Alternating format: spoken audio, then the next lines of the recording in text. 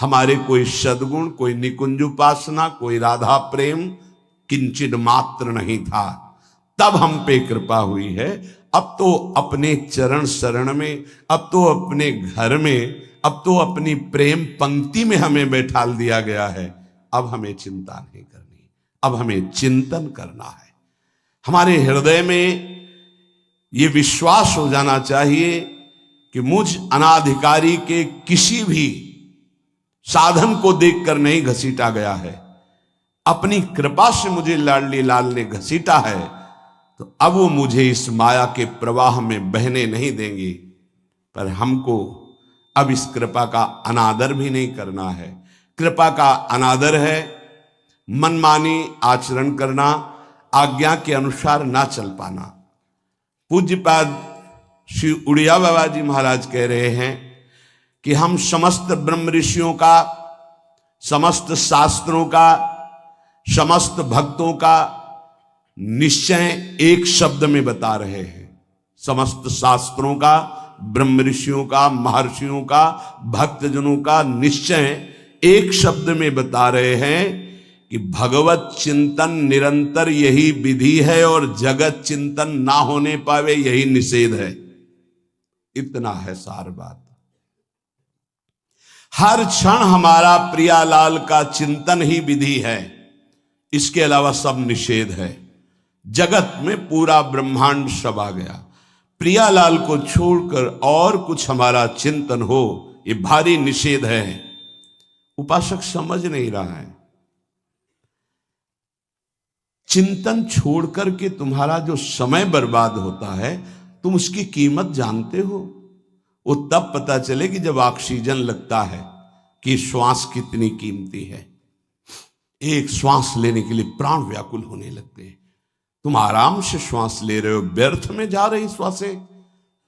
अरे भाई, अंतिम समय किस समय है हमें पता नहीं, और अगली योनि कौन मिलेगी ये भी पता नहीं। तो अब हमको अपने चिंतन को संभालना है।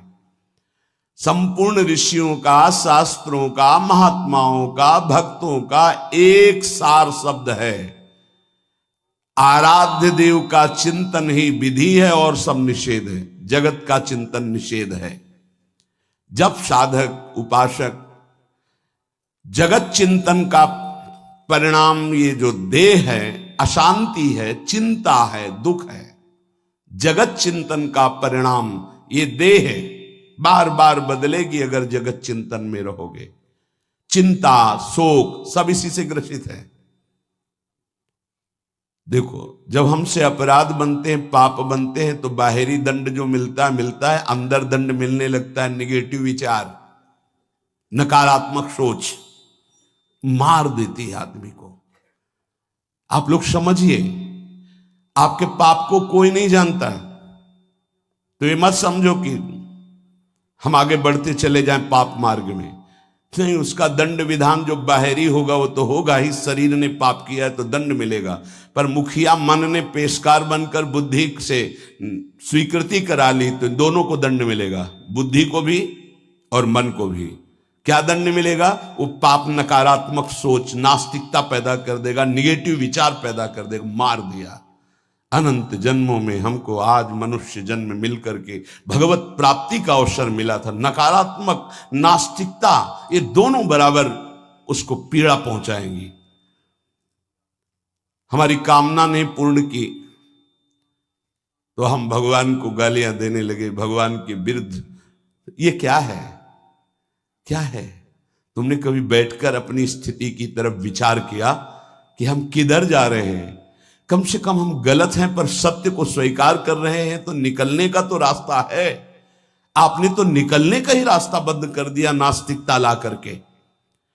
कम से कम हम गलत हैं पर हम सकारात्मक सोच के द्वारा अपनी गलती को सुधार तो सकते हैं। आपने नकारात्मक सोच के द्वारा अपना नाश प्रारंभ कर लिया।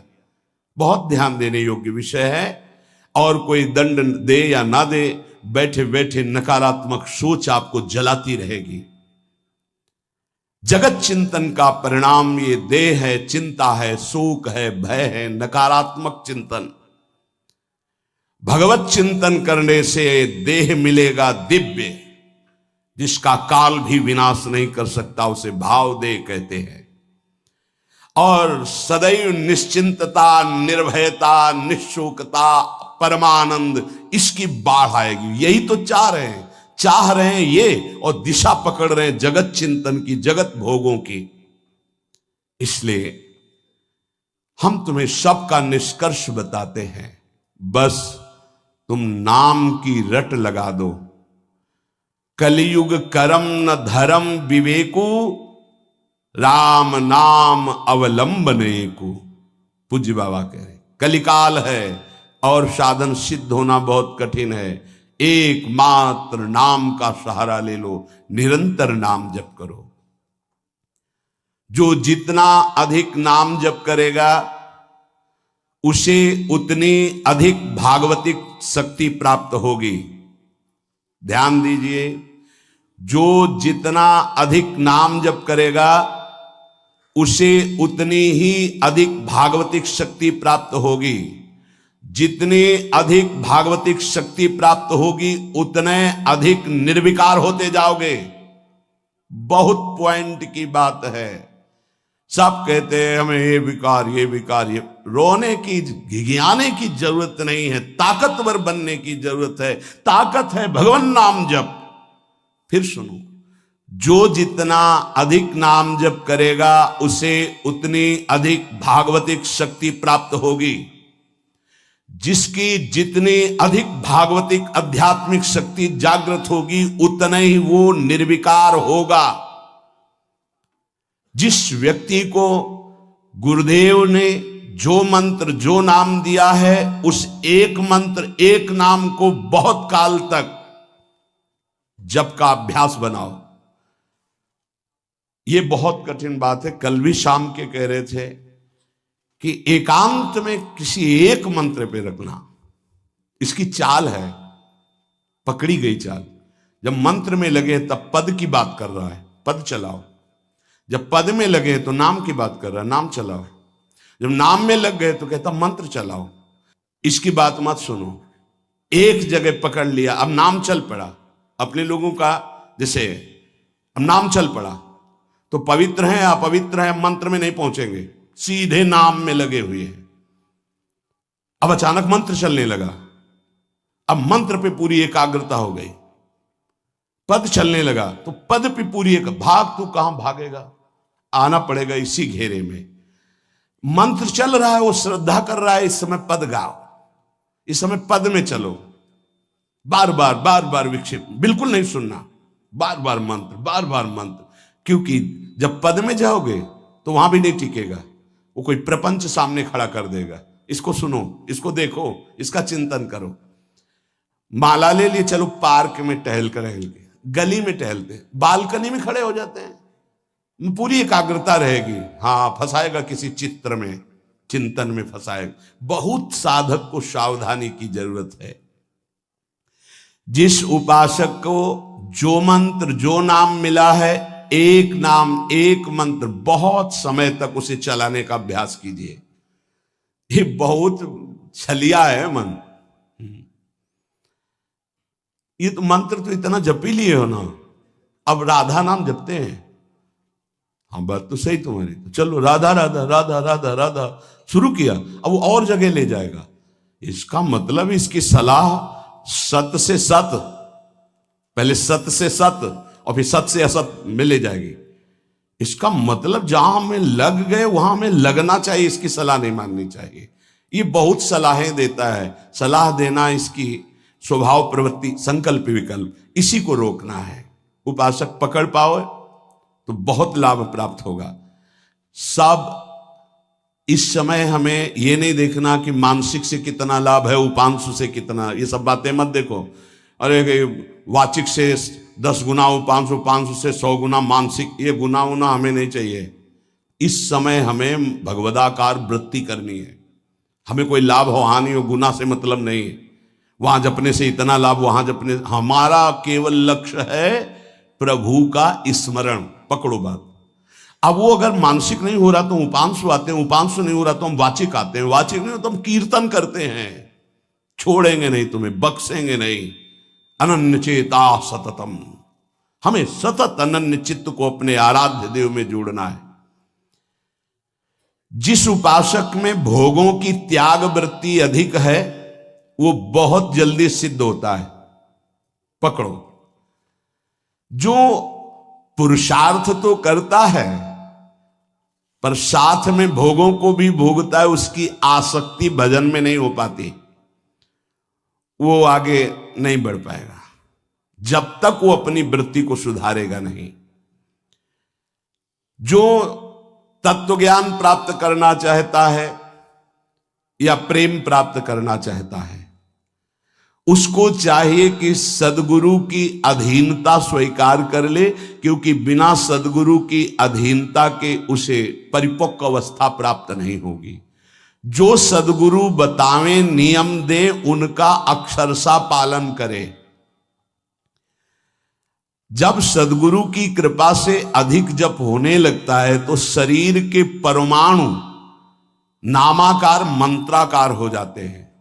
जैसे आपको सत्संग में याद हो बताया कि पूज्य बाबा श्रीधर जी के जब चरण चापने 8 बजे रात्रि के जाते थे तो चरण स्पर्श करते ही ऐसा लगता मशीन फिट हो गई हृदय में, मंत्र ऐसे चलने लगता। तो अधिक समय बाबा की समीपता में बिताने की कोशिश करते, पर वो जब एकदम भाव में डूब जाते तो अपने लोग छोड़ के चल देते थे, विक्षेप ना पहुंचे उनको। बड़ी उत्तम अवस्था पूज्य बाबा की, बड़ी उत्तम अवस्था। भजन और दैन्यता ये 2 जीवन में उनके बहुत जोर की थी।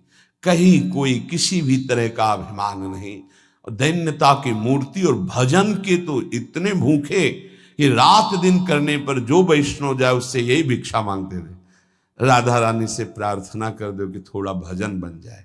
यहां थोड़ा भी भजन नहीं बनता और हम कहते हैं भजनानंदी, और वो भजनानंदी और वो कह रहे हैं कि थोड़ा भजन बन जाए। क्या भजन से प्रीति है उनकी। अधिक जप करने से शरीर के परमाणु मंत्राकार नामाकार हो जाते हैं।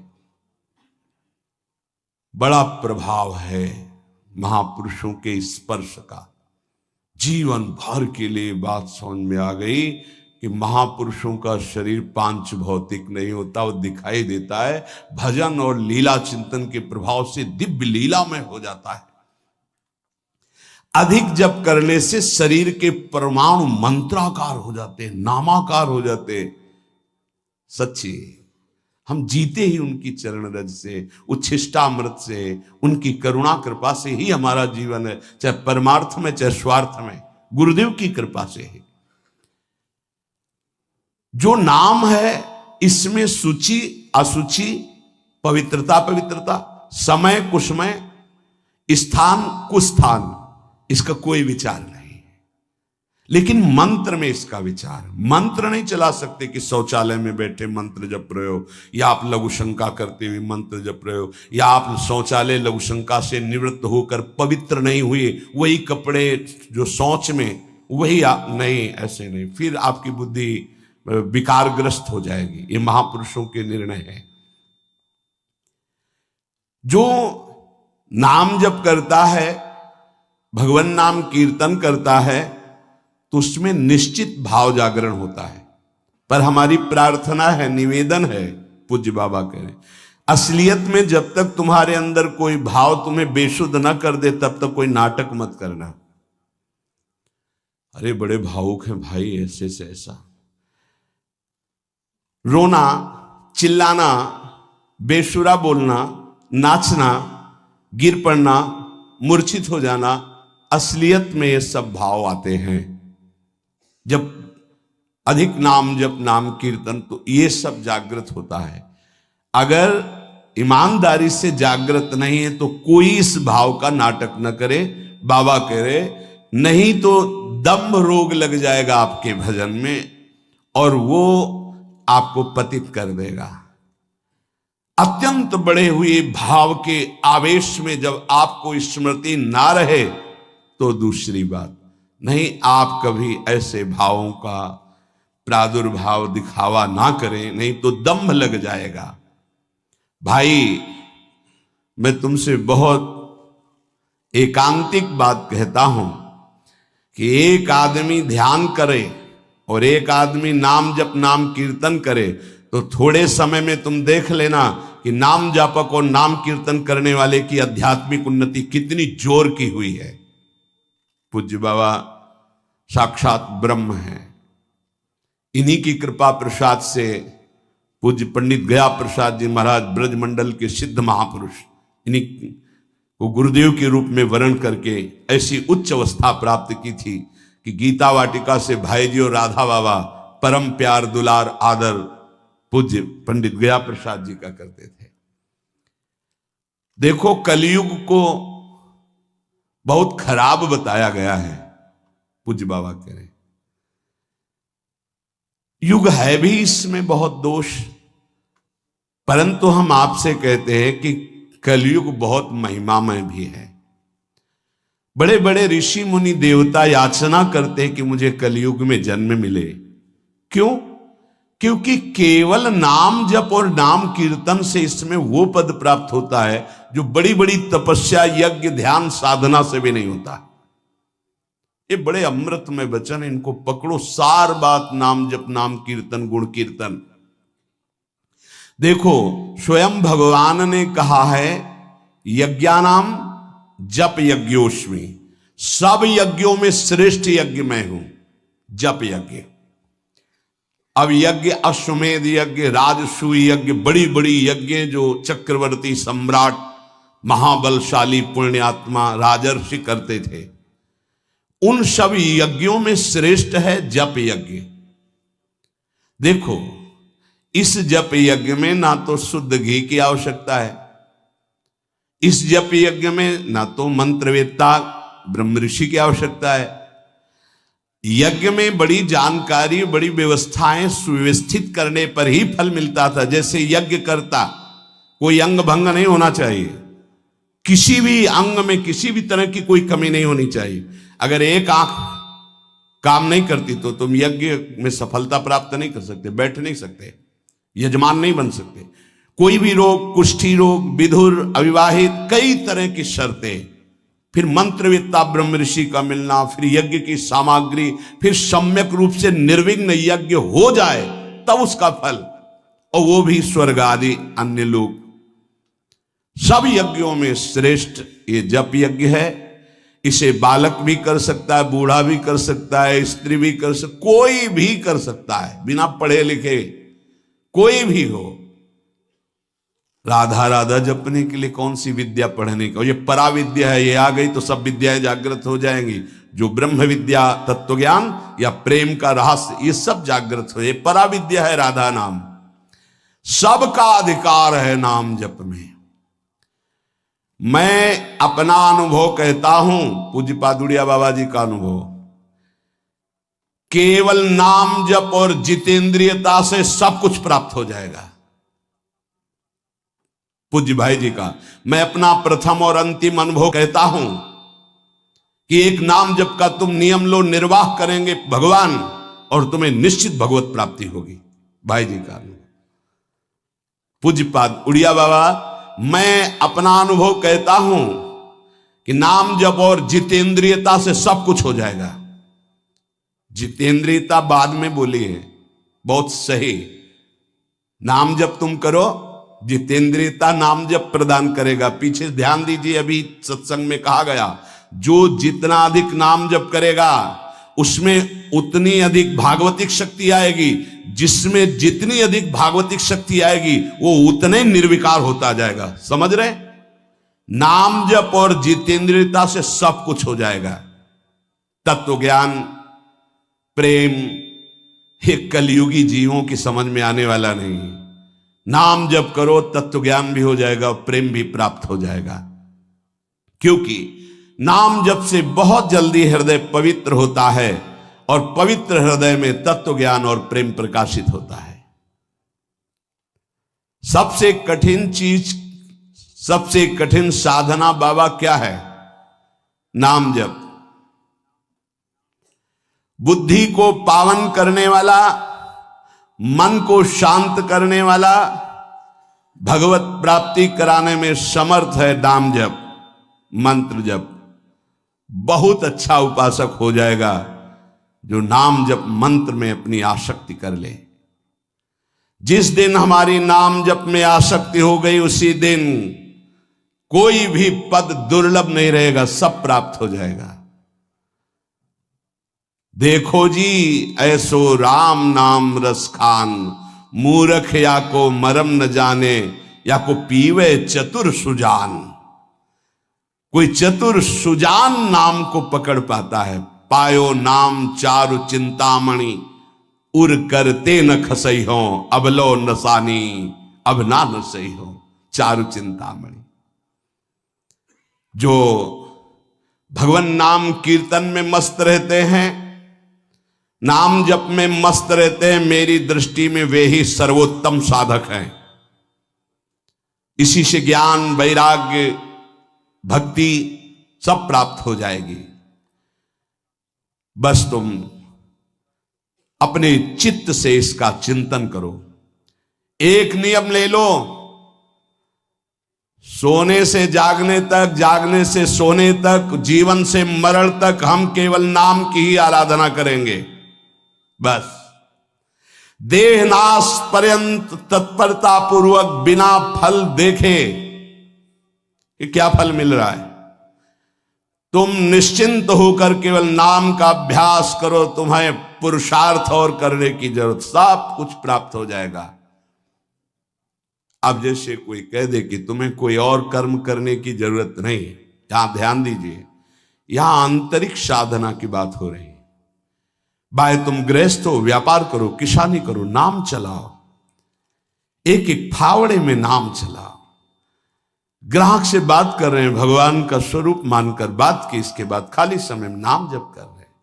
विद्यार्थी हैं, अपनी स्कूल का कार्य किया, शेष समय जितना जो हम समय बर्बाद करते हैं उसमें नाम जप कर लिया, महान बुद्धिमान हो जाएगा वो।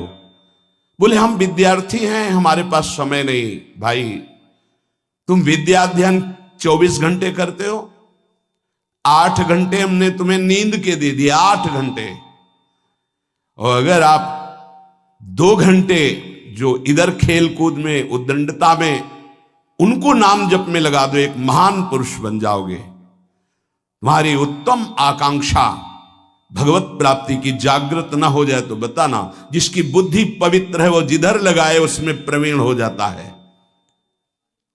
नाम जप के लिए सब, हम गृहस्थ हैं, हमारे पास समय, हम विद्यार्थी, हम व्यापारी।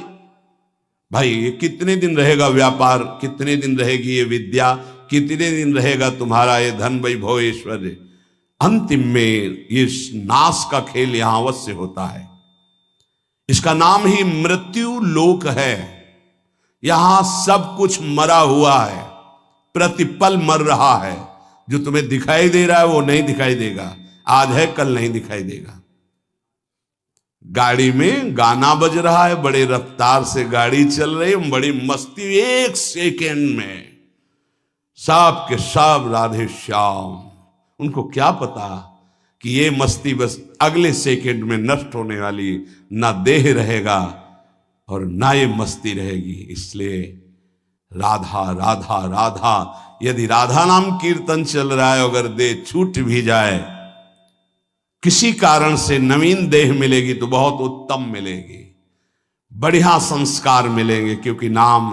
और अगर कहीं अंतिम चिंतन में राधा ही नाम, ये हम कह रहे सुनने की, और अगर चिंतन में राधा नाम रहा, शरीर छूटा, तो श्री जी को प्राप्त हो जाओगे।